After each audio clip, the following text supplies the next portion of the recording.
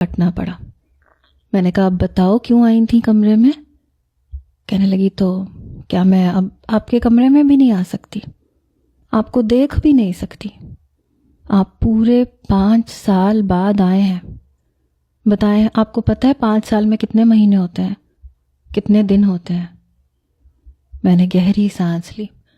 میں نے کہا سب سمجھتا ہوں میں تمہاری باتیں، یہ مکھن تم مجھے کس لیے لگا رہی ہو؟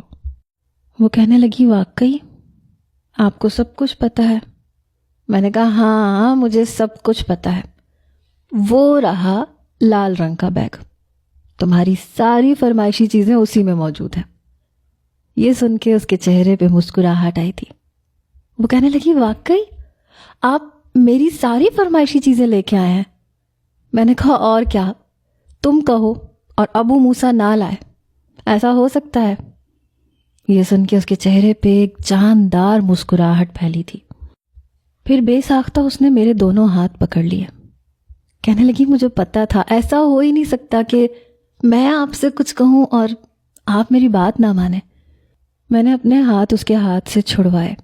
شاید وہ اپنی خوشی کا اظہار کرنے میں ابھی بھی بچپنا کر جاتی تھی۔ وہ لحاظ نہیں کرتی تھی لیکن اسے لحاظ کرنا چاہیے تھا۔